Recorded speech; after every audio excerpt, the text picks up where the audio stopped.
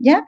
Muy bien, esas serían las instrucciones. Entonces vamos a terminar un poquito antes, igual que la última vez, por unos 10 minutitos antes o algo, para que puedan hacer consultas, ¿ya? Antes de que se vaya el tiempo. Vamos a orar entonces para comenzar. Oremos. Nuestro amante Padre Celestial, estamos agradecidos a ti porque pese a todas las adversidades, tú siempre nos dejas una puerta abierta para poder cumplir el plan que tú tienes y estar en comunión contigo. Esta tarde, Señor, también queremos solicitar en forma especial, Señor, tu dirección, la presencia y la guía de tu Santo Espíritu, que tú puedas estar guiando nuestros corazones y nuestras mentes a la comprensión de estas verdades grandes que tú dejaste para nosotros.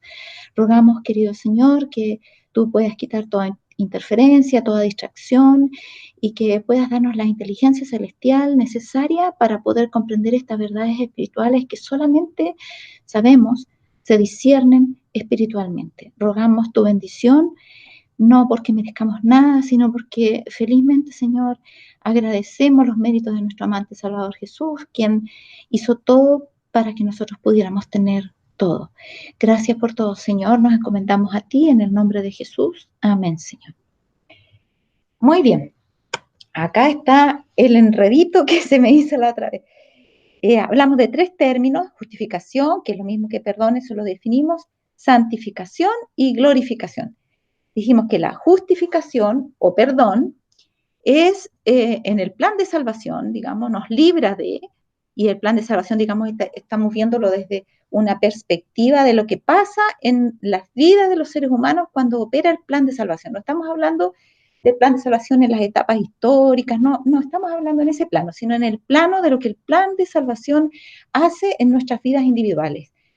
Primeramente, nos justifica o nos perdona y con eso nos libra de la condenación del pecado, ¿no es cierto? Y eso es lo que nosotros lo sentimos hasta más livianito, porque ya no pesa el pecado sobre nosotros porque Cristo lo quita, ya en el momento mismo en que nos perdona. Santificación comienza ahí mismo también, comienza con el perdón y con la justificación, y es, ¿no es cierto?, lo que nos libra del poder del pecado, y es la práctica de la vida perdonada, en otras palabras. Cuando nosotros hemos sido perdonados, practicamos una vida de obediencia y de comunión con Cristo, y eso nos va librando del poder del pecado. El pecado empieza a perder su poder en nosotros porque Cristo nos está impartiendo de su naturaleza divina. Y por último, la glorificación es cuando Dios va a quitar o quite la presencia del pecado. O sea, ahí ya no va a haber pecado ni inherente siquiera a nosotros, no va a haber pecado. O sea, el pecado como nuestra, eh, nuestros hechos, digamos, transgresores, son quitados cuando Dios nos justifica, porque si no tuviéramos arrepentimiento verdadero no nos justificaría. Entonces ahí no hay pecado, digamos, de comisión. Pero el pecado sigue, como dice Pablo, en nuestros miembros. Dijimos y explicamos eso la vez anterior o anterior, no recuerdo bien. Entonces, ¿qué significa eso? Que para que nosotros dejemos de sentir esos malos impulsos, esas tentaciones, esas cosas, nosotros debemos ser liberados de este cuerpo de muerte que dice Pablo. ¿Y cuándo vamos a ser liberados de este cuerpo de muerte? Cuando Cristo nos transforme y transforme esto corruptible en incorruptible, esto mortal en inmortal. Entonces, el pecado, la presencia del pecado será totalmente eliminada de nuestra vida. Ya no tendremos tendencias hacia el mal, pero eso no significa que ahí recién se nos va a quitar el pecado, sino que nosotros en el proceso de santificación habremos aprendido a dejar de pecar. Cuando hayamos aprendido a dejar de pecar, no significa que nosotros habremos cambiado de naturaleza. El pecado seguirá por ahí, pasando sus avisitos, sugiriéndonos tentaciones. Eso se acabará cuando seamos glorificados, ¿ya? Pero antes de eso debe ser terminado la práctica del pecado en nuestras vidas. Y eso es lo que vimos en la clase pasada, porque aquí decía cuando terminamos la clase, solo los que mediante la fe en Cristo obedecen todos los mandamientos de Dios, ya de partida está dando, en esta introducción, nos está pasando el dato, digamos, de que nosotros podemos obedecer todos los mandamientos. Podemos. Hay algunos que dicen que nosotros nunca podremos obedecer. No, aquí dice que mediante la fe en Cristo obedeceremos todos los mandamientos de Dios. Por eso dice, Solo los que, mediante la fe en Cristo, obedecen todos los mandamientos de Dios, ¿qué pasará con ellos? Alcanzarán la condición de impecabilidad en que vivía Adán antes de su transgresión. Eso es en sí una promesa, ¿no? Dios nos está asegurando esto, que si nosotros somos obedientes vamos a alcanzar una condición de impecabilidad, la misma que tenía Adán antes de su transgresión. Esta condición la alcanzaremos de hecho, o sea, vamos a dejar de pecar, como decíamos, en la santificación, digamos, en este vivir en Cristo. Pero para acabar con ella de raíz, digamos que no la sintamos, no sintamos esa inclinación hacia el mal que está ahí avisando ahí en nuestros miembros, para eso es necesaria la glorificación. ¿Se fijan? Pero ya habremos acabado con el pecado cuando nosotros, y acabamos con el pecado cuando nosotros estamos en Cristo. Toda vez que estamos en Cristo acabamos con el pecado. Pero para que quedemos asegurados eternamente, el Señor nos va a probar a fuego hasta que aprendamos a dejar de pecar, hasta que seamos sellados. A eso se le llama sellamiento. El sellamiento ocurre en vida, antes de que se termine el tiempo de gracia. Una vez que el tiempo de gracia se termina, ya los que fueron sellados no van a volver a pecar. Y los que no fueron sellados ya no tendrán oportunidad de arrepentimiento. ¿Ya? Y entonces, cuando ya estemos sellados, nosotros todos podremos decir que habremos alcanzado la condición de impecabilidad, cosa que no sabremos, porque acuérdense que Dios no nos va a avisar cuando haya terminado el sellamiento, porque después de eso tenemos que pasar por el tiempo de angustia todavía. Entonces eso significa estar ignorantes respecto de nuestra condición. Pero ya habremos alcanzado esa condición de impecabilidad en el sentido de que ya no vamos a estar pecando. Pero todavía para que eso sea absolutamente completo, Dios tiene que acabar con las tendencias inherentes al mal. Y eso va a ser cuando aparezcan las nubes de los cielos y nos transformen. Entonces, todo eso dice, alcanzarán la condición de impecabilidad en que vivía Adán antes de su transgresión. ¿Quiénes son esos? Los 144.000. O testifican de su amor a Cristo obedeciendo todos sus preceptos. Manuscrito 122 de 1901, esto está en los comentarios de Elena White del Comentario Bíblico Adventista, tomo 6, un comentario acerca de Efesios 5:27 para los que tienen Biblia con Espíritu y Profecía, y si no van directo al Comentario Bíblico Adventista y allí lo van a encontrar en la parte posterior del tomo 6, en la parte final, atrás, cuando están los comentarios de Elena White. Muy bien, siguiente. Aquí yo les dije que nos íbamos a meter un poco un terreno que hay que tener alta concentración porque vamos a ver algunas cosas que Pablo analiza, que son aquellas que dicen que son un poquito difíciles de entender, ¿no? Muy bien, vamos a ir a nuestras Biblias y vamos a buscar Génesis 12, por favor. ¿Ya? Génesis 12, versículos 1 al 3. ¿Ya? Y vamos a leer allí, luego vamos a ir a esa otra parte. Génesis 12, 1 al 3, ya yo tengo otra versión, no sé si estará igual que la...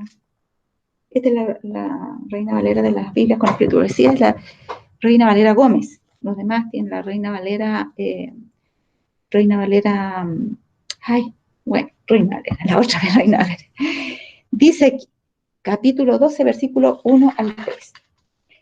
Pero Jehová había dicho a Abraham, vete de tu tierra y de tu parentela y de la casa de tu padre a la tierra que yo te mostraré. Dos cosas, la parentela y la casa del padre. O sea, todos los parientes, tíos, primos y todos los demás, y además tu familia más directa, de la casa de tu padre. Y que tenía que salir ¿a dónde? A la tierra, dice, que yo te mostraré. Y haré de ti una nación grande, y te bendeciré, y engrandeceré tu nombre, y serás bendición. Y bendeciré a los que te bendijeren, y a los que te maldijeren, maldeciré. Y serán benditas en ti todas las familias de la tierra. Esta es una promesa, pero tremenda. Y es para todos, para Abraham y todos sus hijos, ¿ya? Porque Abraham tuvo hijos espirituales, si podemos decirlo de alguna manera. A ver, no sé si encuentro un texto que estoy buscando para que me acabo de acordar, pero si no está ahí, lo dejamos para otra vez, ¿ya? Uh-huh.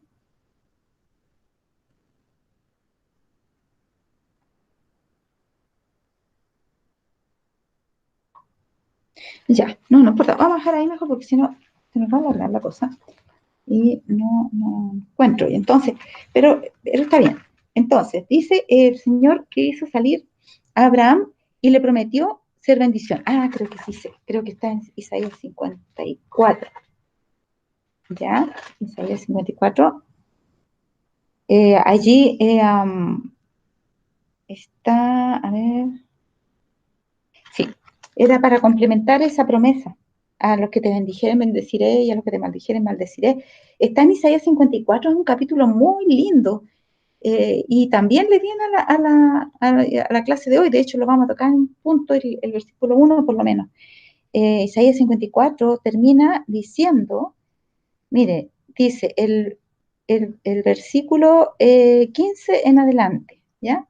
Es una promesa para el pueblo de Dios que ha pasado por pruebas y que está dependiendo de su Padre Celestial. Y el versículo 15 dice, si alguno conspirare contra ti, lo hará sin mí.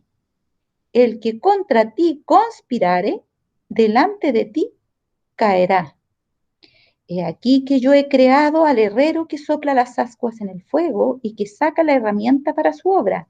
Y yo he creado al destruidor para destruir. Ninguna arma forjada contra ti prosperará, y tú condenarás toda lengua que se levante contra ti en juicio. Esta es la herencia de los siervos de Jehová, y su justicia viene de mí, dice Jehová. Esto tiene que ver con todos los que te bendijeren, bendeciré, y todos los que te maldijeren, bendeciré. Una promesa hermosa, complementada con Isaías 54 y versículos 15 al 17, que habla de cómo Dios defiende a su pueblo, a los que han hecho pacto con él. Ahora, vamos entonces aquí, leímos los versículos 1 al 3 de Génesis 12 y el versículo 40 dice así, a ver, no, perdón, ahí estamos mal, debe ser Éxodo 12:40. Sí, es Éxodo, no es Génesis, yo me equivoqué. Éxodo 12:40. Éxodo 12:40 dice, el tiempo que los hijos de Israel habitaron en Egipto fue 430 años. ¿Ya? Vamos a tener que ver ese texto porque hoy día vamos a estar estudiando todo el rato el número 400 solo y 430. Y ustedes van a entender por qué es tan importante. Entonces, Dios le hace la promesa a Abraham, ya le dice que salga a la tierra que le va a mostrar, y resulta que acá en Éxodo se nos anticipa, ese debería haberlo puesto al final, después de Éxodo 15, mejor ese versículo de Éxodo 12:40, donde dice que el tiempo que los hijos de Israel habitaron en Egipto fue 430 años. Si vamos a Génesis 15, vamos a ver aquí esa parte, porque Génesis 15, versículo 1 dice, después de estas cosas, vino la palabra de Jehová a Abraham en visión diciendo, no temas, Abraham, yo soy tu escudo y soy tu galardón sobremanera grande. Versículo 3, dijo más Abraham, mira que no me has dado hijos, y he aquí que es mi heredero, uno nacido en mi casa. Ahí es cuando se queja la falta de fe. Entonces, el padre de la fe también tenía de repente falta de fe y le dice, pero me vas a hacer re grande, tú dices, pero resulta que yo no tengo heredero, no tengo hijo, ¿ya? Y el que tengo es uno que nació en mi casa, pero se estaba refiriendo a Ismael. Uno nacido en mi casa, entonces, no, creo que no se está refiriendo a Ismael, se está refiriendo a su siervo, ¿cómo se llamaba? Ay, se me fue el nombre del siervo de Abraham, el que mandó él para buscarle esposa a Isaac. Ya, después nos acordaremos. Y dice después, versículos 5 al 6, y le llevó fuera y dijo, mira ahora a los cielos y cuenta las estrellas, si las puedes contar. Y le dijo, así será tu simiente. Y creyó a Jehová y él se lo contó por justicia. Aquí es la primera vez que tenemos esta declaración que nos habla de cómo se le imputa la justicia al que cree. Abraham no ha hecho nada, no tiene ni descendencia, ni tiene una prueba de parte de Dios de que le va a dar esa descendencia. Sin embargo, él creyó. Y cuando creyó, eso se le contó por justicia. ¿Y qué le dijo el Señor? Mira, así va a ser tu simiente. Uy, le mostró, cuenta la estrella del cielo, tan grande, esa va a ser tu tremenda simiente. Y aunque como él dijo, no tenía a nadie sino un siervo que había nacido en su casa, Eliezer se llamaba. Entonces, aunque era lo único que tenía, él le cree a Dios que iba a tener una descendencia tremenda de grande. ¿Ya?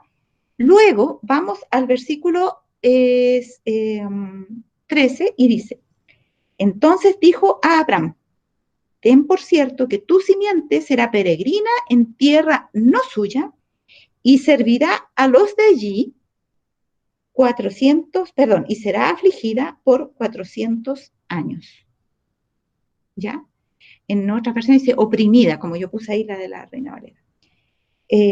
Y acá dice 400 años, ¿no es cierto?, que iba a ser oprimida. En la otra dice afligida, lo que decía mi versión. Entonces aquí hay varias cositas que vamos a empezar a analizar. Esto aquí tenemos el Génesis, que les puse aquí el versículo de Génesis 15, 13, en donde vamos a partir para aquello en que vamos a introducirnos hoy. Primero, Jehová le dice a Abraham que su descendencia va a morar en tierra ajena. A ver, vamos a poner el puntero láser mejor para que... Ya. Le dice a Abraham que su descendencia iba a morar en tierra ajena. ¿Ya? ¿Se acuerdan de la galería de la fe de Hebreos 11? Donde dice que todos estos, dice, anduvieron buscando una patria y que no la saludaban desde lejos, y que ninguno de ellos la alcanzó. Y aquí está hablando de eso, está hablando de que todo el tiempo anduvo peregrinando como un gitano, Abraham, y no heredó, de hecho, la tierra, aunque estuvo pisando en ella, pero no heredó la tierra que se le había prometido, donde se iba a establecer su tremenda simiente. Por el contrario, y después de que muere Abraham, su descendencia es introducida a la esclavitud. Entonces es como algo extraño. Pero dice acá que su descendencia iba a morar en tierra ajena, que iba a ser esclava allí en esa tierra ajena, y algo más, sería oprimida 400 años. ¿Ya? Aquí hay tres cosas. Uno, donde iba a morar, donde iba a ser esclava y donde iba a ser oprimida. Vamos a ver que el lugar donde iba a morar y ser esclava, iba a morar primero tanto en la tierra de Canaán como en Egipto, iba a ser esclava en Egipto, iba a ser oprimida tanto en Canaán como en Egipto.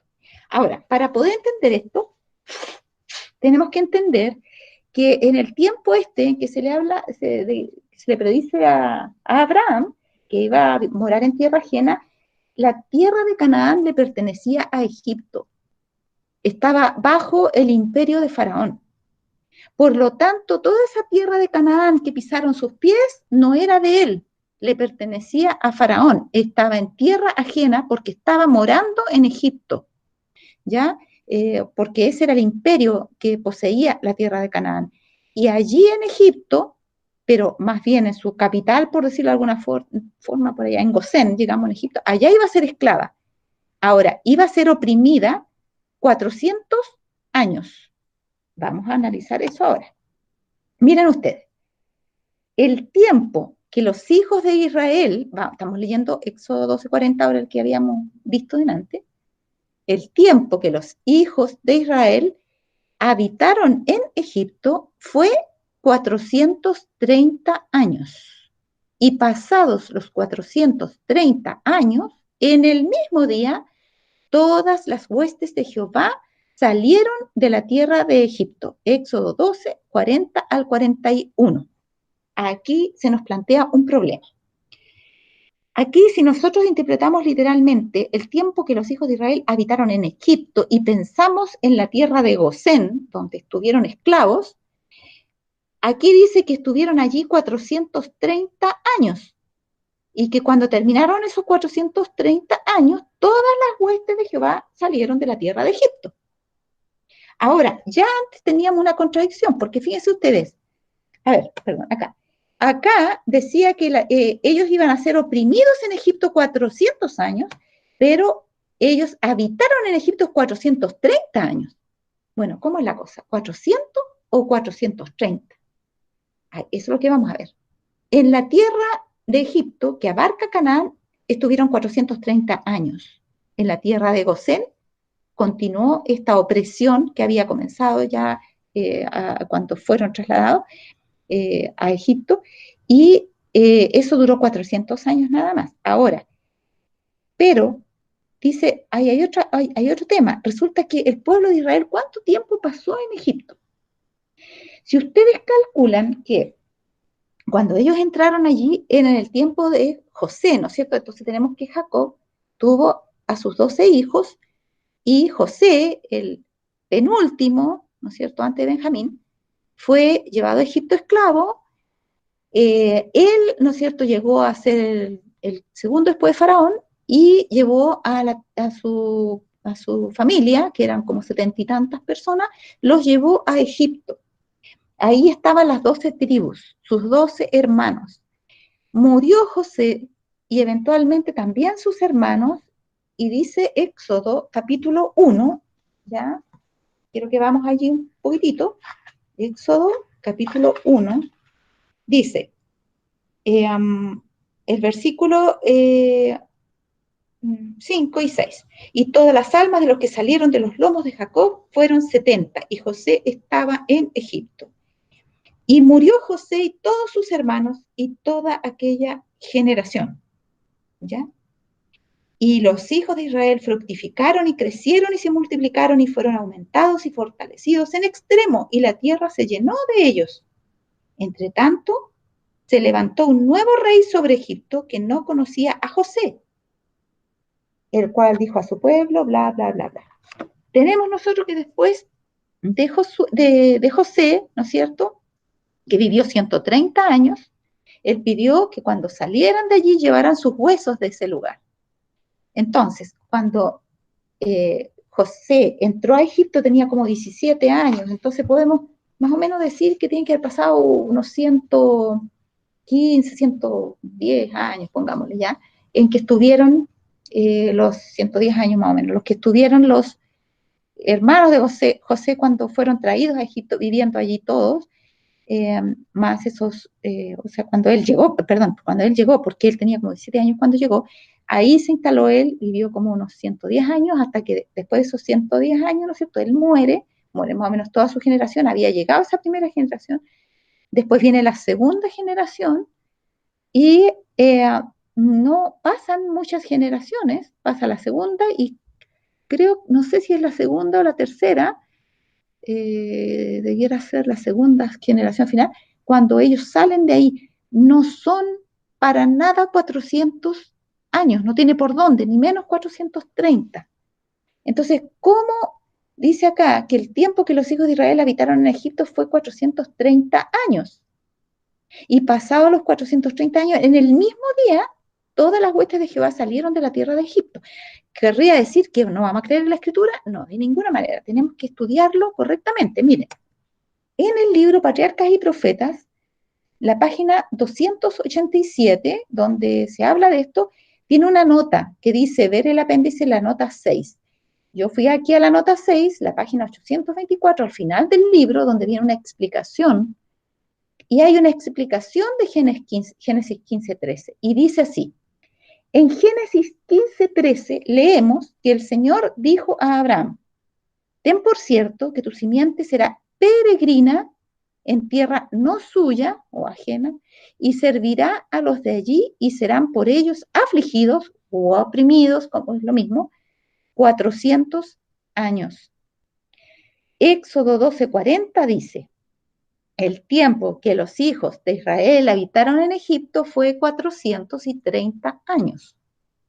Pero Pablo, en Gálatas 3:15 al 17, dice que desde el tiempo en que se hizo el pacto con Abraham hasta que se dio la ley en el Sinaí pasaron 430 años.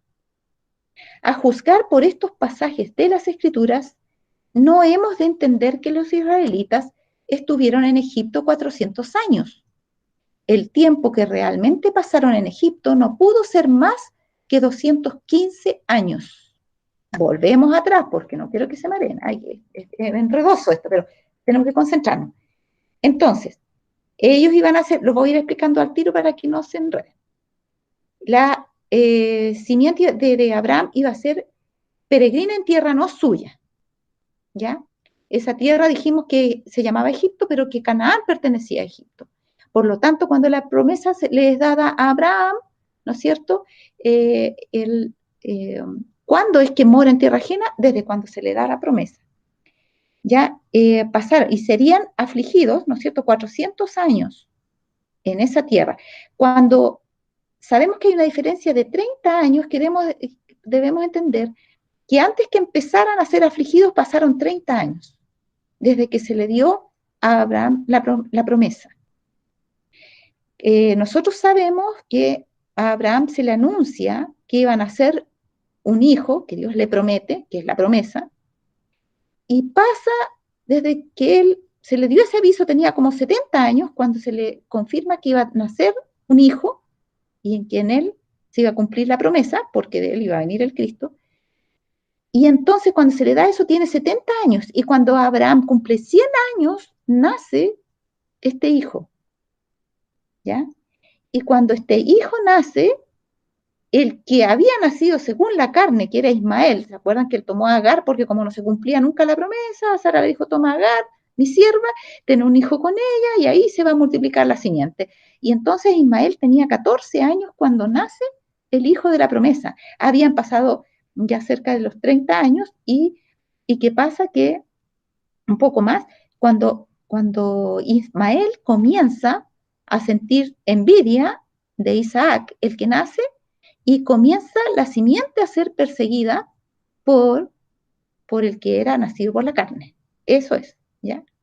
Por eso esta diferencia. A los 70 años se le da la promesa, se le confirma, y a los 100 años nace el hijo, 30 años pasaron, y el que había nacido según la carne lo comienza a perseguir, y el tiempo de persecución, de aflicción o de opresión comienza a partir de cuando el que nació según la carne persigue al que nació según la promesa.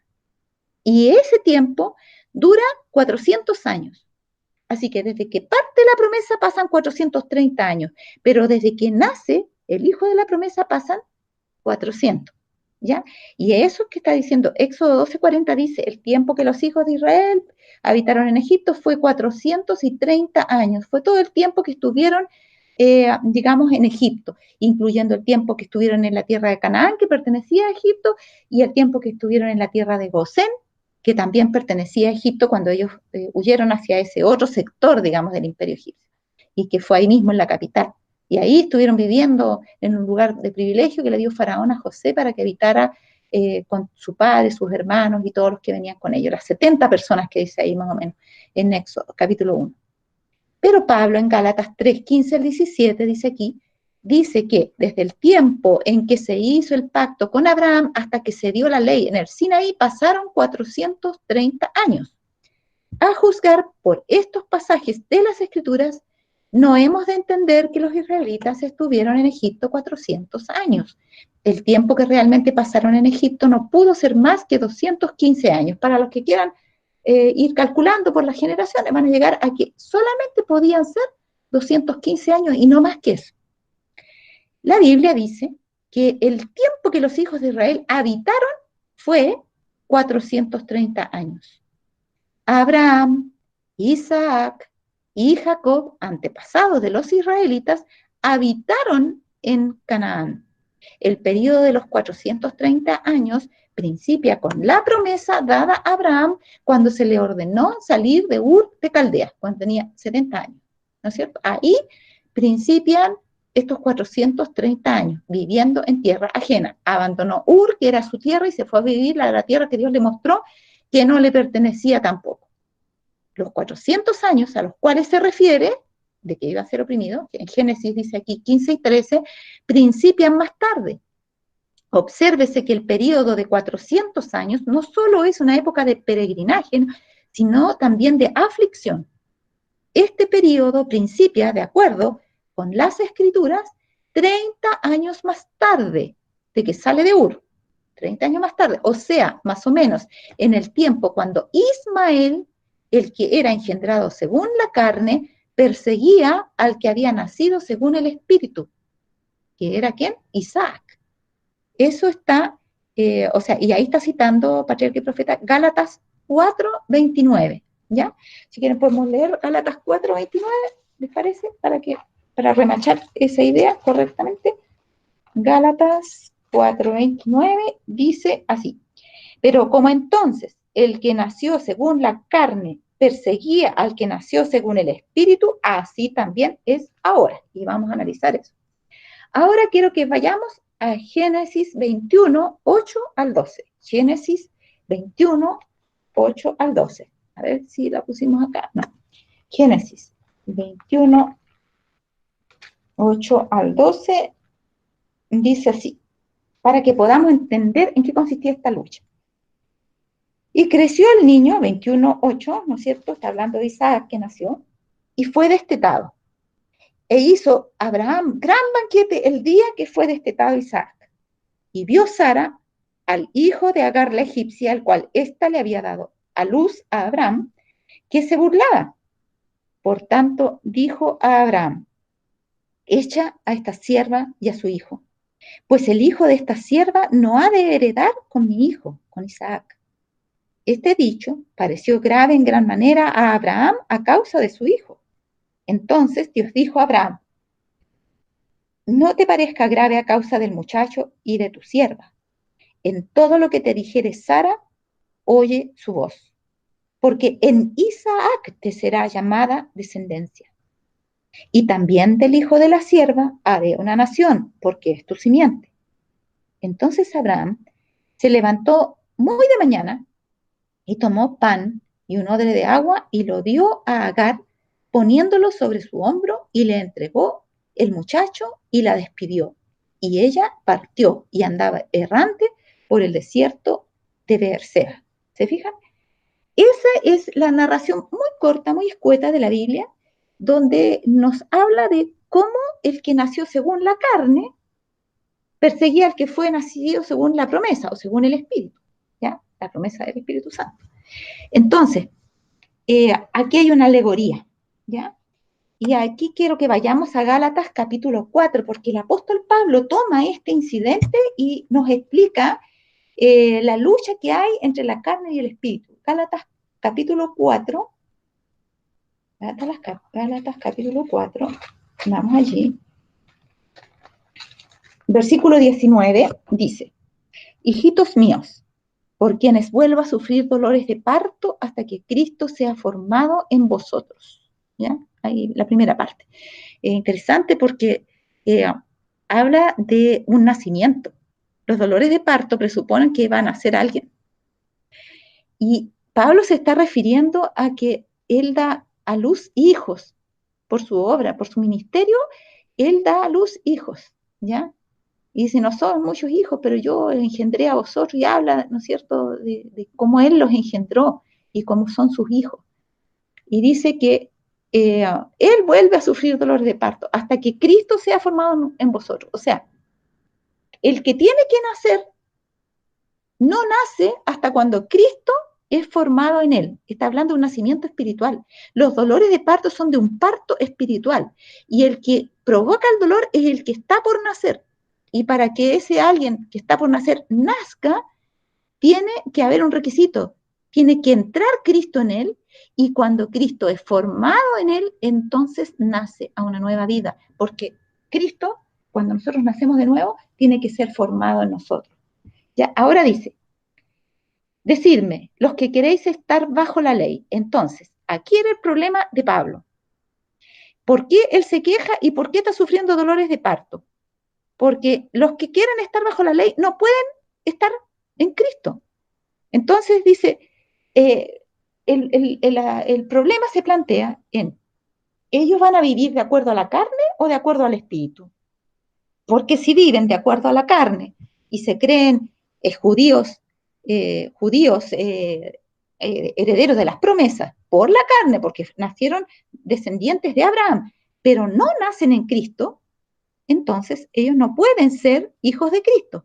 Son solamente hijos de Abraham por la carne, pero no son hijos de Abraham en el espíritu y en el mismo espíritu de Abraham, porque los que nacen de Abraham verdaderamente para vida eterna son los que nacen de la fe de Abraham, de la misma fe de Abraham, por medio de la simiente que es Cristo, que venía de Abraham.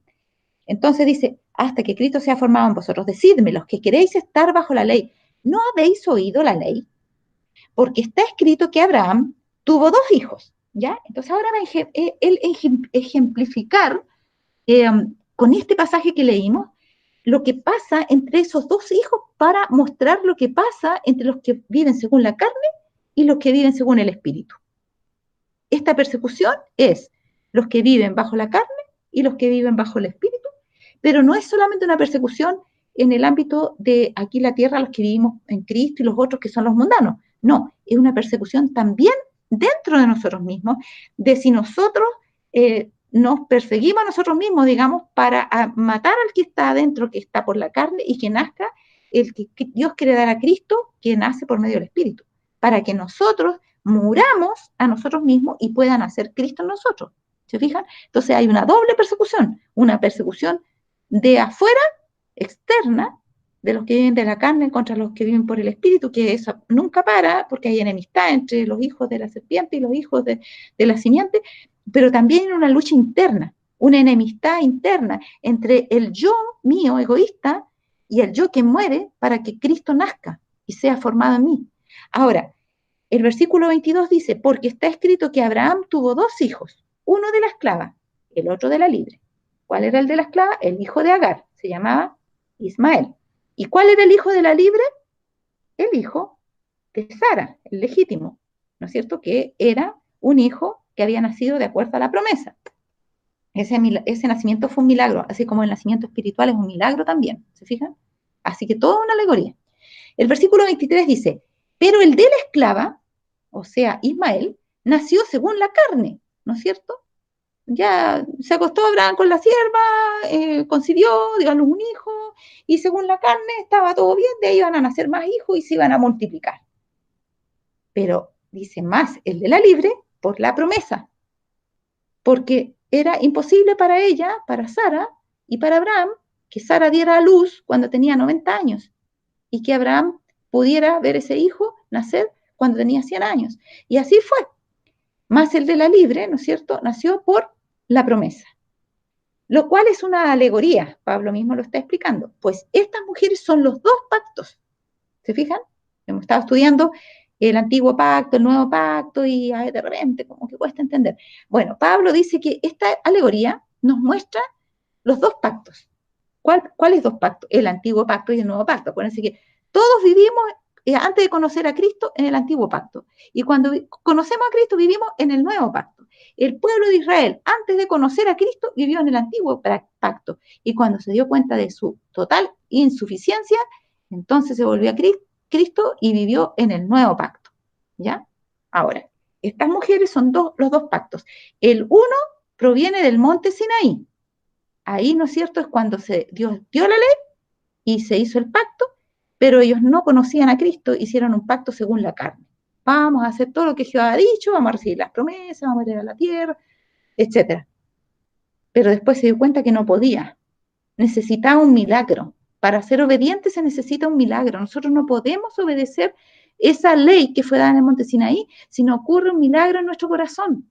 Somos totalmente inaptos para ser obedientes. Nosotros tenemos que nacer espiritualmente para poder tener vida y para poder continuar en vida. Y todo eso es un milagro. Y obedecer para permanecer vivos y no morir, porque la paga del pecado es la muerte. Así que transgredimos los mandamientos y morimos. Entonces, para poder permanecer en vida tenemos que permanecer en Cristo. Eso es un milagro del Espíritu. Entonces, estas dos mujeres son los dos pactos. El uno proviene del monte Sinaí, el cual da hijos para esclavitud. Este es Agar. ¿Se fijan? Eso es lo que ya estudiamos, que cuando en el monte Sinaí, ¿no es cierto?, Dios con truenos y temblor, terremoto, ¿no es cierto?, y humo y estruendo y voces que se transmitían de Dios, ¿no es cierto?, todo el monte humeaba. Entonces Dios dicta los 10 mandamientos en forma audible, ese era Cristo el que estaba hablando, los 10 mandamientos. Y luego de eso, Moisés baja con las tablas de piedra donde Dios con su propio dedo los escribió. Cuando Dios dicta los 10 mandamientos, el pueblo dice, con miedo, ¿no? Sí, sí, sí, por supuesto, sí, vamos a hacer todo lo que Dios dijo. Y también eso es una alegoría, porque cuando nosotros tenemos miedo, es porque no estamos en Cristo. Porque el perfecto amor echa fuera el temor, ¿ya? Porque dice que el que teme, el hecho de temer muestra que hay un castigo, en sí hay un castigo que está amenazando, pero el castigo amenaza a los desobedientes, a los que no están en Cristo, pero al que está en Cristo no, es libre, ¿ya? Pero el que es desobediente, ese sí tiene que temer porque no está en Cristo. Entonces, ellos tenían miedo. ¿Por qué tenían miedo? El miedo era un síntoma de que no estaban en Cristo. Ellos obedecieron y se comprometieron por miedo y por también una expectativa terrenal, ¿no es cierto?, de tener la tierra, libertades, una pila de cosas. Pero ellos no se unieron en amor a su libertador, ¿ya?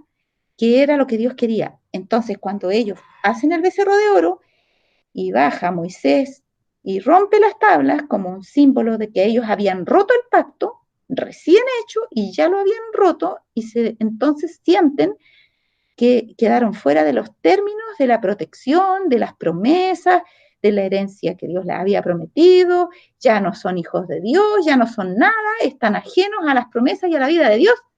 Entonces se sienten humillados y desesperados y se dan cuenta de que necesitan a Dios y se dan cuenta de que no han podido cumplir y entonces tienen que pedir misericordia y tienen que acordarse del amor de Dios que los libró de la esclavitud. Y entonces dice Patriarca y Profeta que están en condiciones de entender de qué se trata el pacto que Dios quería hacer. El pacto que Dios quería hacer era transformar su corazón, darles un corazón obediente.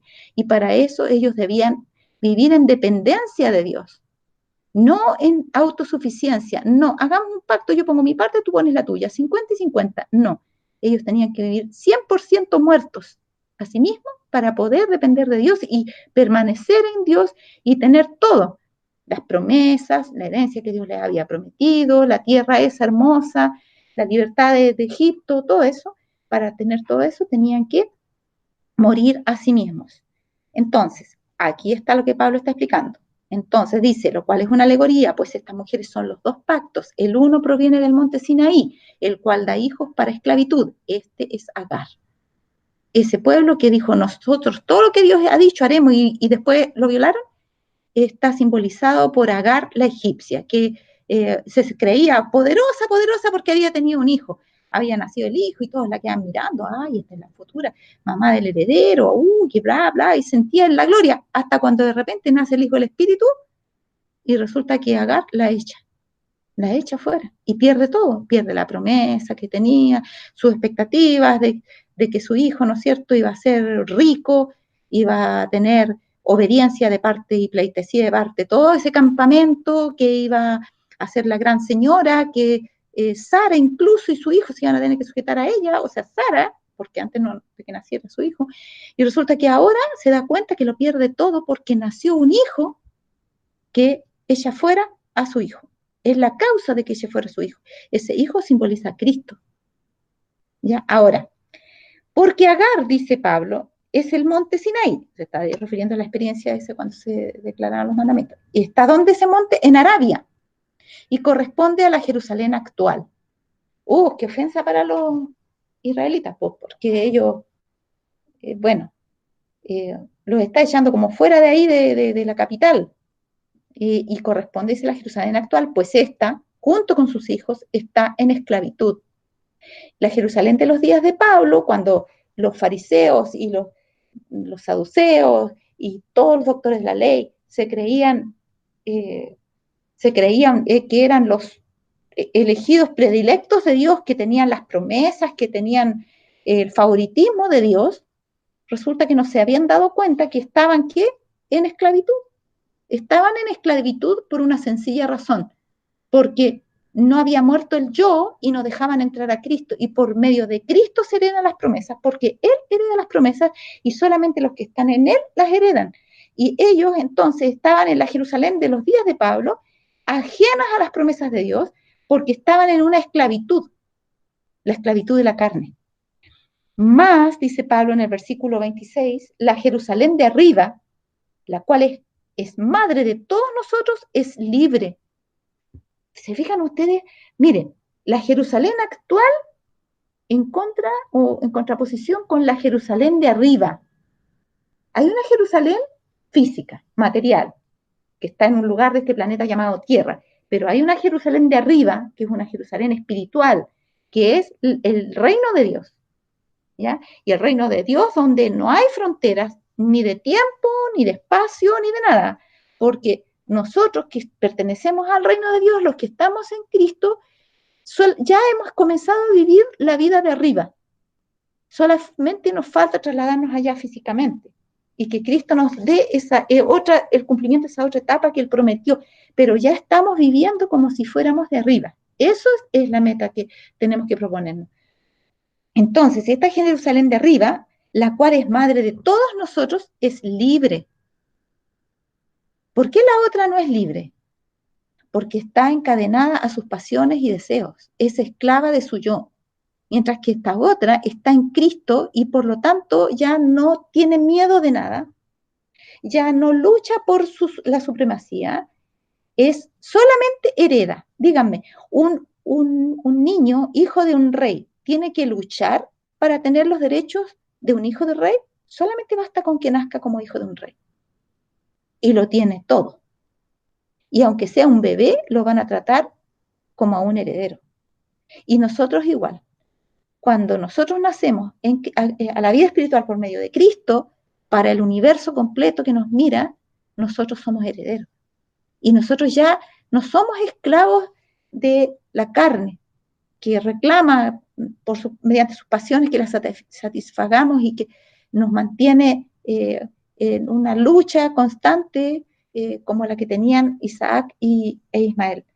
Ahora nosotros somos libres, ya no tenemos la condenación de la ley. ¿Se acuerda cómo empezamos? Dijimos que el perdón nos libra de la condenación de la ley. Y cuando empezamos a perseverar en Cristo, entonces no solamente tenemos el perdón, sino que tenemos lo que llamamos la santificación, que es cuando estamos practicando esta nueva vida, y en esta nueva vida como herederos que estamos practicando, nosotros estamos ahora, estamos librándonos del poder del pecado. Ya no tiene poder el pecado en nosotros, porque como decía, y incluso nos remachó ahí Mario la clase pasada a leer Primera de Juan, ¿no es cierto? Que cuando nosotros tenemos la simiente, no podemos pecar, ¿ya? Entonces ahí somos libres del pecado y por lo tanto de la condenación del pecado. El pecado perdido el poder en nosotros y finalmente, cuando nos vayamos a ser trasladados arriba, lo último que falta es que nos cambien el cuerpo, este cuerpo donde yacen nuestras malas pasiones, sea vestido de incorrupción y ya vamos a ser completamente libres porque ya nada en nuestro cuerpo nos va a reclamar que lo satisfagamos. Ahora, todas nuestras malas tendencias reclaman lo que nos lleva a la muerte. Todos nuestros apetitos, todas nuestras malas pasiones conducen a la muerte, aceleran la muerte física incluso, para que ustedes tengan una idea. Ahora el versículo 27 dice, porque está escrito, regocíjate, oh estéril, tú que no das a luz, prorrumpe en júbilo y clama, tú que no tienes dolores de parto, porque más son los hijos de la desolada que de la que tiene marido. Fíjense ustedes en esto. ¿Cuál es aquí la estéril? ¿Cuál representa la estéril? La que no daba a luz. ¿Cuál es? Es Sara. Porque cuando nace Ismael, que vive 14 años antes que nazca Isaac, 13 años antes que sea concebido, entonces Sara todo ese tiempo estaba amargada, triste, porque no podía tener hijo. Incluso antes de eso no podía tener hijo. Y ya estaba triste y desilusionada porque no podía tener hijo. Pero cuando nace Ismael es peor aún, porque no solamente no da hijos, sino que la que nació le quiere arrebatar su lugar y quiere instalar a su hijo como heredero en lugar del que debería ella tener como heredero y que digamos, la proyectaría en el tiempo hacia el futuro. Entonces le dice a Sara, que la estéril, ¿no es cierto? Sara, aunque no dé a luz, le dice, prorrumpe en júbilo y clama tú que no tienes dolor de parto. ¿Por qué? Porque son más o más son los hijos de la desolada que de la que tiene marido. ¿Ya? Se puede decir en cierto sentido que cuando Agar se une a Abraham, ¿no es cierto? Ella pasa a, y lo hace, de hecho, ahí se burlaba de Sara y no le obedecía, porque como veía, se veía embarazada y su guatita ahí, y Abraham, ¿no es cierto? Cuiden a la siguiente que viene, cuiden a Agar. Yo creo que le daría una tienda especial, estaría muy preocupado de darle atenciones. Entonces Sara tiene que haberse sentido desplazada, ¿ya? Y Agar se sentía que ahora Abraham era más marido de ella que de Sara. Pero resulta que después finalmente ella es expulsada y la que no tenía hijos va a tener más hijos que ella, porque los hijos de ella se proyectan hacia el futuro, aún hacia el futuro, a la futura nación que Dios iba a formar con los gentiles, que iba a ser parte del Israel espiritual de Dios, de la Jerusalén de arriba, digamos. Entonces dice el 28, así que hermanos, nosotros como Isaac somos hijos de ¿quién? De la promesa. ¿Ya? Nosotros somos hijos de la promesa. A la verdad que cuando nosotros nos comparamos con los hijos del mundo, también acá hay otro parecido. Eh, el mundo es mucho más numeroso que nosotros.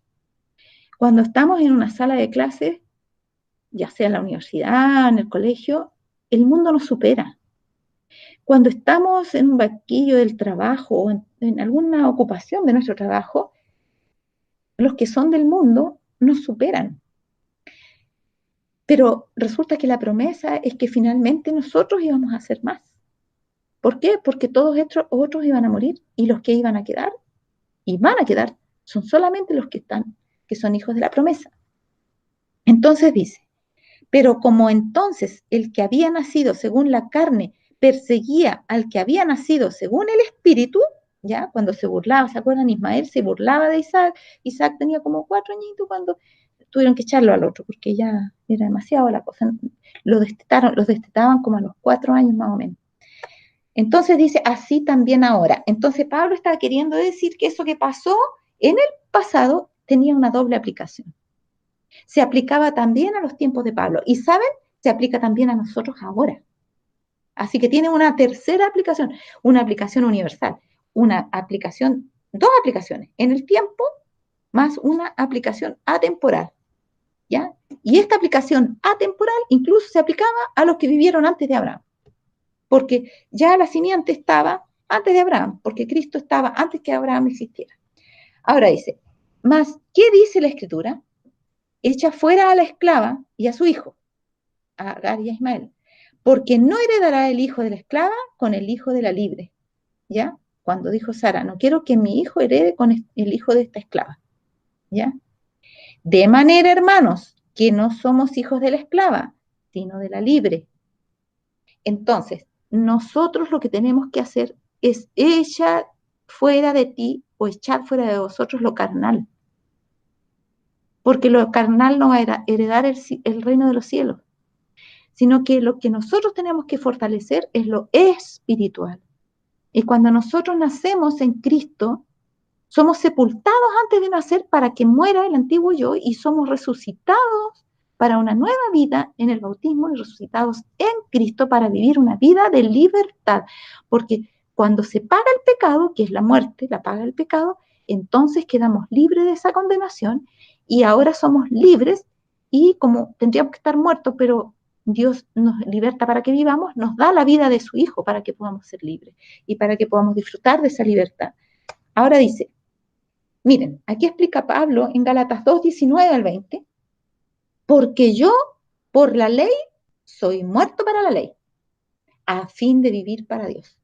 ¿Por qué? Porque él dice también en Romanos 7, Romanos 8, habla ahí esa parte. dice que cuando la ley, por ejemplo, en Romanos 7, dice, no codiciarás, entonces dice Pablo, parece que revivió en mí toda codicia.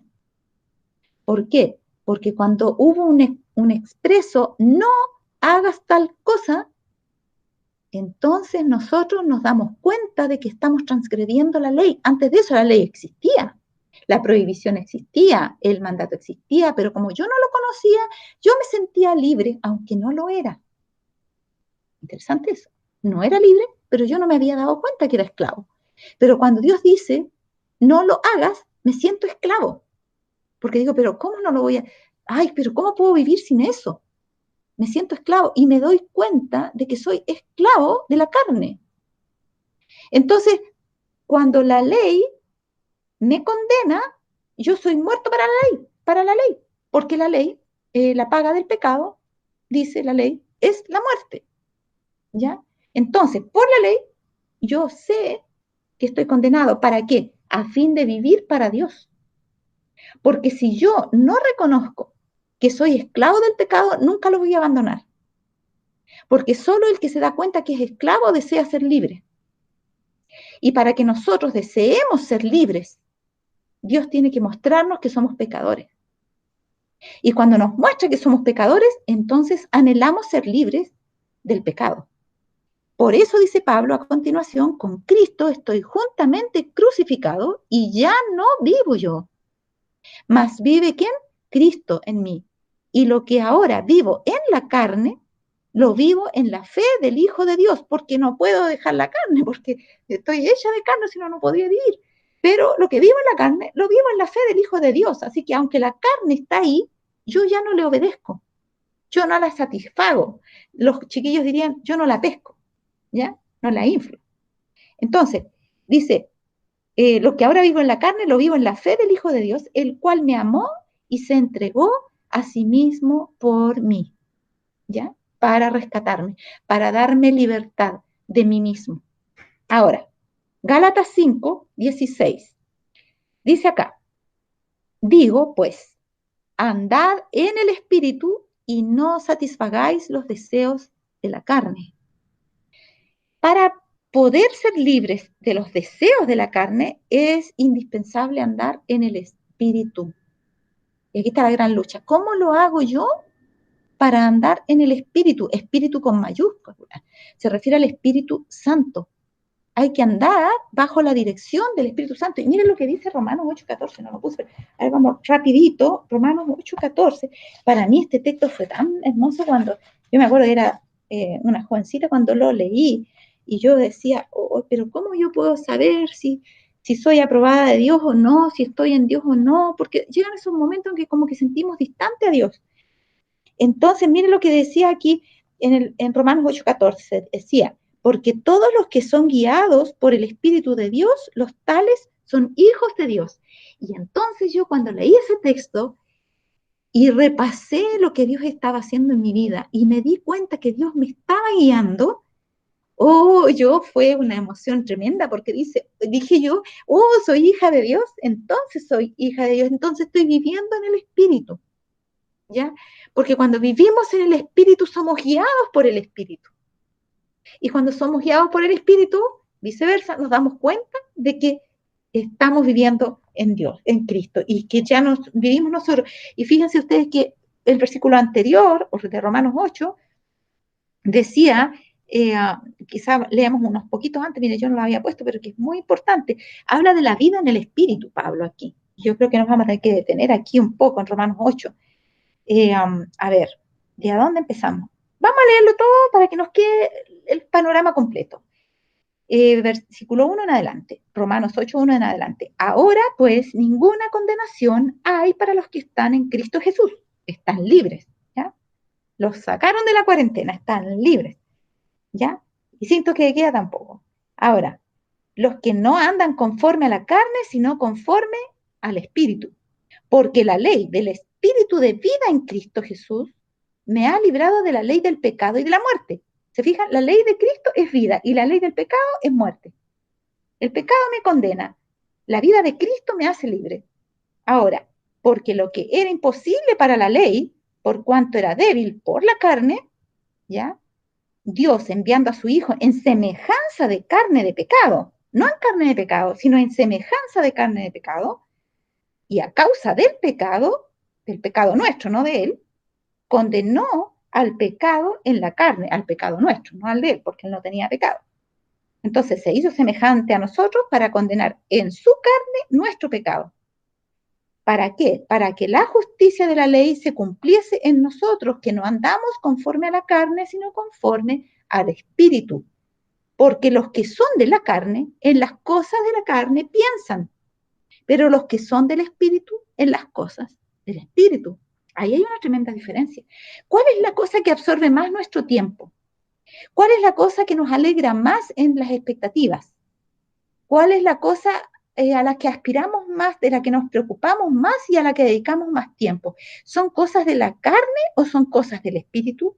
Porque dice que los que piensan, que son de la carne, piensan en las cosas de la carne, pero los que piensan, los que son del espíritu, piensan en las cosas del espíritu. Porque la mente carnal, dice el versículo 6, es muerte, pero la mente espiritual, vida y paz. Porque la mente carnal es enemistad contra Dios, porque no se sujeta a la ley de Dios, ni tampoco puede. Este fue el drama que tuvieron los israelitas cuando estaban ahí en media orgía, bailando frente al becerro y haciendo quizás cuantas maldades más, y baja, Moisés, y rompe las tablas en sus ojos, como diciendo, se acabó el pacto que hicieron con Dios. Y entonces ellos dicen, oh, aquí está mala la cosa, porque dice, los que están en la carne no pueden agradar a Dios, ¿ya? Porque ellos no se sujetan a la ley de Dios ni tampoco pueden, y se dan cuenta de que eso que estaban haciendo lo amaban más que lo que Dios les había ofrecido, y que no amaban lo otro, y no pueden tampoco amarlo, y se sienten en ese dilema, pero sienten el miedo de perder el favor de Dios. Y luego dice el versículo 9, mas vosotros no estáis en la carne, sino en el Espíritu. Mire lo que dice, si es que el Espíritu de Dios mora en vosotros. O sea, para estar en el Espíritu de Dios tiene que morar en nosotros. Y si alguno no tiene el Espíritu de Cristo, el tal no es de él. O sea, si usted no está siendo guiado por el Espíritu de Dios, si usted piensa más en las cosas de la carne que en las cosas del Espíritu, si usted siente una guerra interior, quiere decir que usted es esclavo. Todavía no ha experimentado la libertad de los hijos de Dios. Y si alguno no tiene el Espíritu de Cristo, el tal no es de él. Y si Cristo está en vosotros, el cuerpo, a la verdad, está muerto a causa del pecado, pero el Espíritu vive a causa de la justicia. Y si el Espíritu de aquel, Espíritu con mayúscula está hablando del Espíritu Santo, y si el Espíritu de aquel que levantó de los muertos a Jesús mora en vosotros, el que levantó a Cristo de entre los muertos vivificará también vuestros cuerpos mortales por su Espíritu que mora en vosotros. Muy bien, todo lo que yo encuentre muerto, dice Dios, va a ser mi habitación para tener una nueva vida. Encontró a Cristo allí en la cruz, que murió, y luego va y le dice el Espíritu de Dios que salga a la vida.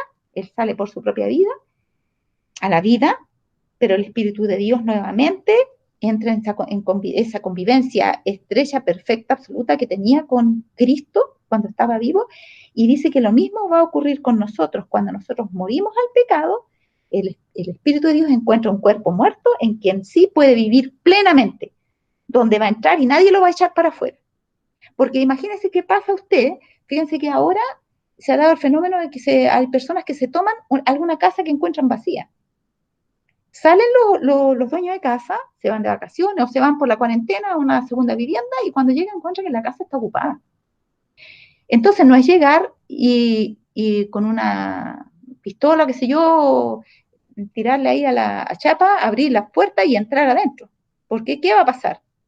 Aunque la casa sea supuestamente suya, este cuerpo suyo, usted entra y se va a armar una guerra terrible entre los que están adentro y el que quiere entrar. Quiere entrar el que es dueño verdadero, legítimo, pero los que están adentro, que no son los dueños legítimos, quieren quedarse ellos legítimos, y se va a armar, pero una que mejor, para usted no morir, usted tiene que hacer algún otro trámite legal para poder desocupar esa casa porque no puede vivir en la casa el legítimo dueño con el que no es el legítimo dueño. No pueden vivir Agar y Sara en la misma casa. No puede vivir en mi corazón Cristo y Satanás al mismo tiempo. No puede ser. Y por eso, ¿no es cierto? Cuando usted quiere que el Espíritu more en usted, usted primero tiene que sacar o hacer morir al yo. Cuando está muerto, entonces el espíritu puede entrar y tomar posesión de la casa. El espíritu no va a entrar a la fuerza con gente adentro peleando, con el que quiere entrar. Entonces, dice, estamos en Romanos 8, eh, dice, versículo 9, más vosotros no estáis en la carne, sino en el espíritu, si es que el espíritu de Dios mora en vosotros. Y si alguno no tiene el espíritu de Cristo, el tal no es de él. Y si Cristo está en vosotros, el cuerpo, la verdad, está muerto a causa del pecado. Uy, me acabo de dar cuenta de la hora. Uy, ya me acabó el tiempo. Pero el espíritu vive a causa de la justicia. Y si el espíritu de aquel que levantó de los muertos a Jesús mora en vosotros, el que levantó a Cristo de entre los muertos vivificará también vuestros cuerpos mortales por su espíritu que mora en vosotros. Y eso es lo que va a pasar finalmente, la glorificación. Cuando ese cuerpo que ha vivido ajeno a la carne, que no la ha reconocido, sino que solamente reconoce la vida de Dios, cuando ese cuerpo que no tiene cuerpo, por decirlo de alguna forma, se presenta delante de Dios y dice, Señor, mira, maté mi cuerpo, no tengo cuerpo, solamente estoy viviendo espiritualmente en ti. Entonces Dios dice, muy bien, ya que no tienes, ya que has ignorado a tal punto tu cuerpo que lo tienes como un muerto, yo te voy a dar un cuerpo nuevo, donde tú vas a tener dignamente puesto tu espíritu. ¿Ya? Y esa es la glorificación. Cuando Dios, ¿no es cierto?, destruye este cuerpo mortal y nos dé un cuerpo incorruptible en un abrir y cerrar de ojos, según 1 Corintios 15, cuando Él aparezca en las nubes de los cielos. Ahora, dice ahí, y si el espíritu de aquel que levantó a los muertos a Cristo Jesús mora en vosotros, el que levantó a Cristo de entre los muertos vivificará también vuestros cuerpos mortales por su espíritu que mora en vosotros. Así que, hermanos, deudores somos, no a la carne, para que vivamos conforme a la carne, porque si vivís conforme a la carne, moriréis. Esto es claro. Si nosotros queremos satisfacer las cosas que sabemos que son malas, ¿qué va a pasar? Vamos a morir y vamos a morir eternamente, porque nunca el Espíritu de Dios va a poder entrar y si el Espíritu de Dios no entra, no tenemos vida. Mas si por el Espíritu hacéis morir las obras de la carne, y esto tiene que convertirse en un hábito, viviréis. Romanos 8:13 ley. Porque todos los que son guiados por el Espíritu de Dios, los tales son hijos de Dios, porque no habéis recibido el espíritu de servidumbre para estar otra vez en temor. ¿Se acuerdan que hablamos del temor y hablamos de la servidumbre? Sino que habéis recibido el espíritu de adopción por el cual clamamos, Abba, Padre. Esa expresión Abba es como upa, upa. Cuando los niñitos chiquititos le hacían, levantan los brazos y dicen, upa, papá, upa. O sea, tómame, tómame, Padre. Es como papito, papito que lo tome en brazos, eso es. La expresión Abba es como upa, upa. Entonces, dice, por el cual clamamos Abba Padre, el Espíritu mismo da testimonio a nuestro espíritu que somos hijos de Dios. Y si hijos, también herederos, herederos de Dios y coherederos con Cristo, si es que padecemos juntamente con Él, para que juntamente con Él seamos también glorificados. Ahí está la glorificación, ¿se fijan? Ahora dice, pues tengo por cierto que las aflicciones del tiempo presente no son dignas de compararse con la gloria que en nosotros ha de ser manifestada. Así es que ese es el futuro del que vive por el Espíritu, la glorificación. Dice que nos podemos imaginar lo que va a pasar con nosotros cuando plenamente se manifieste entonces el plan completo de Dios consumado en nuestras vidas. ¿Ya? Y acá estábamos en Gálatas 5, vamos a terminar solamente esto. Entonces Pablo está diciendo en Gálatas 5:16, digo, pues andad en el Espíritu y no satisfagáis los deseos de la carne, porque el deseo de la carne es contra el Espíritu y el del Espíritu es contra la carne, y estos se oponen entre sí para que no hagáis lo que quisierais. Y como no hayamos para cuál de los dos lados tirar. Entonces, vemos esta oposición, hay sufrimiento, hasta cuando no decidamos uno de los dos lados. Mire, hay dos formas de dejar de sufrir. Váyase completamente con la carne y el Espíritu de Dios se va a retirar y no lo va a atormentar más, pero va a tener la muerte eterna. O niéguese completamente a los deseos de la carne, tómese de la mano de Cristo, fije sus ojos en Él, Y entonces ya no va a haber más guerra y va a tener también descanso. Los otros también van a tener descanso, pero con la diferencia de que usted va a tener vida eterna. ¿Ya? Entonces, dos formas de descansar, o solamente por el espíritu o solamente por la carne. ¿Hasta cuándo claudicaréis entre dos pensamientos? Dijo Elías al pueblo. Si Jehová es Dios, seguidle, y si Baal, id en pos de él. Dios no quiere esta dicotomía. También se ve en Santiago, capítulo 4, cuando allí nos insta a que nos decidamos de una vez por todas. Mire, voy a terminar con eso. Santiago, me tienen paciencia un chiquitito, por fin, nada más. Eh, Santiago capítulo 4 habla de que Dios es celoso, que Dios no va a compartir esta habitación con la carne. Y dice así, 4, versículo 4 también, 4:4, adúlteros y adúlteras, ¿no sabéis que la amistad del mundo es enemistad contra Dios? Nos llama a adúlteros. Cuando nosotros compartimos el cuerpo que tenemos con la carne, se nos llama adúlteros porque ese cuerpo le pertenece a Dios que lo hizo. Ahora, cualquiera pues que quisiere ser amigo del mundo, se constituye enemigo de Dios. ¿Pensáis que la Escritura dice en vano, el Espíritu que mora en nosotros codicia para envidia o nos anhela celosamente, dice otra versión? ¿Ah? Que quiere que seamos solamente para Él, mas Él da mayor gracia. Por esto dice, Dios resiste a los soberbios y da gracia a los humildes. Someteos pues a Dios, resistid al diablo y huirá de vosotros. Acercaos a Dios y Él se acercará a vosotros. Pecadores, limpiad vuestras manos y vosotros de doble ánimo, purificad vuestros corazones. Afligíos y lamentad y llorad. Vuestra risa se convierta en lloro y vuestro gozo en tristeza. Humillaos delante del Señor y Él os exaltará. Muy parecido a lo que está en Joel. Muy parecido. Lloren los sacerdotes entre el templo y el altar cuando habla de tiempo de angustia previo, bueno, el zarandeo, de cómo nosotros tenemos que clamar a Dios por esta nueva vida. Muy bien, el tiempo se nos acabó y ahora voy a dar un espacio para los que quieran hacer alguna pregunta, algún aporte, a partir de ahora ya, que puedan presionar sus micrófonos y después vamos ahora para terminar. Presionen el micrófono que está en rojo si quieren hablar. Cuando se ponga en blanco, quiere decir que ustedes pueden intervenir y hacer alguna pregunta, acotar algo, dar algún versículo, compartir alguna experiencia, no sé, lo que ustedes deseen. A partir de ahora pueden hablar.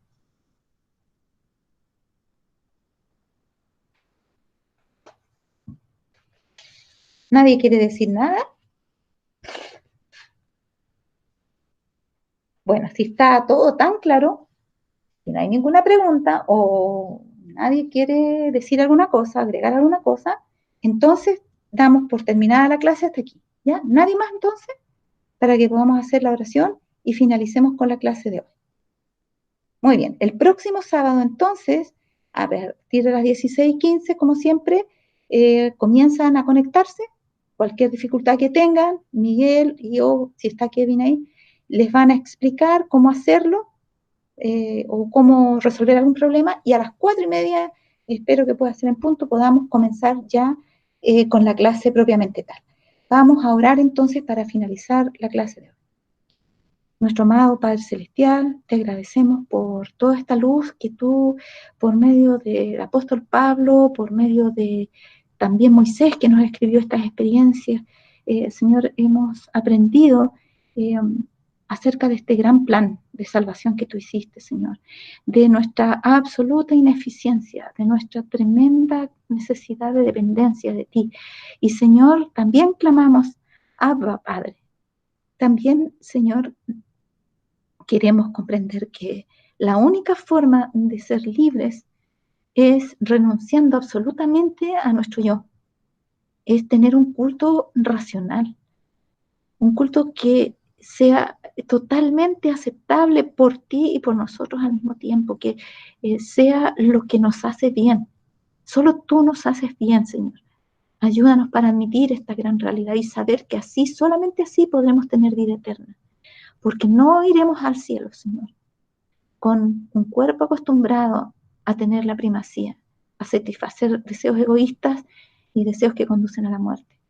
Ayúdanos para poder poner nuestra vida en espíritu y en cuerpo, absolutamente, Señor, en tus manos, para que tú puedas vivir tu vida en nosotros y puedas derramar plenamente tu Espíritu Santo y podamos de una vez por todas terminar esta obra que tú nos has encomendado. Rogamos, Señor, para que puedas hacer con tu misericordia y tu paciencia y tu gran poder esta obra en nuestras vidas, y lo pedimos en el nombre de Jesús, nuestro Señor. Amén, Señor. Amén. Que Dios les bendiga y nos veremos con el favor del Señor el próximo sábado nuevamente a las 4:30. Chao, chao. Una fotito.